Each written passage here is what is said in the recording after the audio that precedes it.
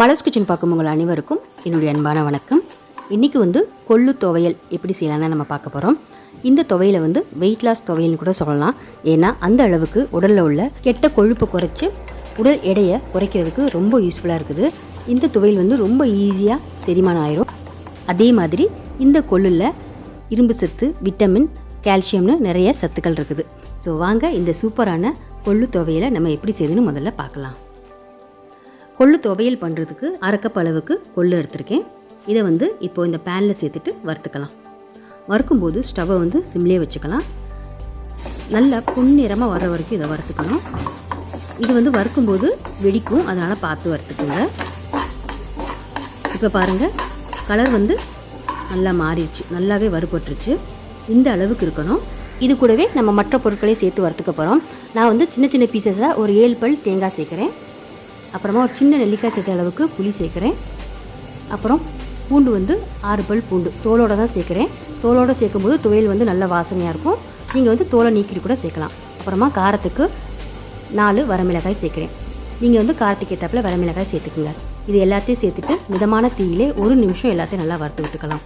இந்த துவையலுக்கு புளிப்பு, காரம், உப்பு கொஞ்சம் தூக்கலாக இருந்தால் நல்லாயிருக்கும். கொள்ளு துவையலுக்கு பதிலாக கொள்ளு ரசம், கொள்ளு சூப் இதெல்லாம் செஞ்சு சாப்பிட்லாம். எல்லாமே ரொம்ப நல்லாயிருக்கும். இது ஈஸியாக டைஜஸ்ட் ஆகிறது மட்டும் இல்லாமல் இந்த கொள்ளில் கால்சியம், புரதம்னு நிறைய சத்துக்கள் இருக்குது. உடல் ஆரோக்கியமாக இருக்கிறதுக்கும் சுறுசுறுப்பாக இருக்கிறதுக்கும் இந்த கொள்ளு ரொம்ப யூஸ்ஃபுல்லாக இருக்குது. உடல் எடையை குறைக்கணும்னா இந்த கொள்ளு துவையல் நம்ம செஞ்சு சாப்பிடும்போது சீக்கிரமாக குறைஞ்சிரும். அந்த அளவுக்கு ஏற்பட்ட நன்மைகள் இந்த கொள்ளில் இருக்குது. ஸோ பாருங்கள், இந்த அளவுக்கு நல்லா வறுபட்டாச்சு. நல்லா வறுபட்ட வாசனை வந்துருச்சு. இப்போ நம்ம ஸ்டவ்வை ஆஃப் பண்ணிடலாம். எல்லாத்தையும் நல்லா ஆற வச்சிடலாம். நல்லா ஆறின பின்னாடி மிக்சி ஜாரில் சேர்த்துருக்கேன். இதை இப்போ நம்ம அரைச்சிக்க போகிறோம். அரைக்கும்போது அதிகமாக தண்ணி சேர்க்காமல் கொஞ்சம் கொஞ்சமாக தண்ணி சேர்த்து குறப்பாக அரைச்சிக்குவோம். இப்போ மிக்சி ஜாரை மூடி வச்சுட்டு ஒரு சுற்றிடலாம். அதுக்கப்புறமா கொஞ்சம் தண்ணி சேர்த்து குறப்பாக அரைச்சிக்கலாம். பாருங்கள், இந்த அளவுக்கு அரைச்சாச்சு. இப்போ திரும்பவும் இது எல்லாத்தையும் நல்லா மிக்ஸ் பண்ணி விட்டுட்டு கொஞ்சமாக தண்ணியும் உப்பும் சேர்த்துட்டு அரைச்சிடலாம். இது கொஞ்சமாகவே தண்ணி சேர்த்துக்குங்க. அதிகமாக தண்ணி சேர்த்துட்டிங்கன்னா கொள்ளு துவையலுக்கு பதிலாக கொள்ளு சட்னி மாதிரி ஆயிரும். இப்போ பாருங்கள், சூப்பராக கொள்ளு துவையல் அரைச்சாச்சு.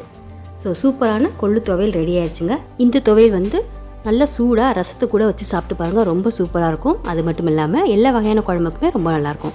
நீங்களும் இதை வீட்டில் ட்ரை பண்ணி பாருங்கள். எப்படி இருந்துச்சுன்னு கமெண்ட்ஸை சொல்லுங்கள்.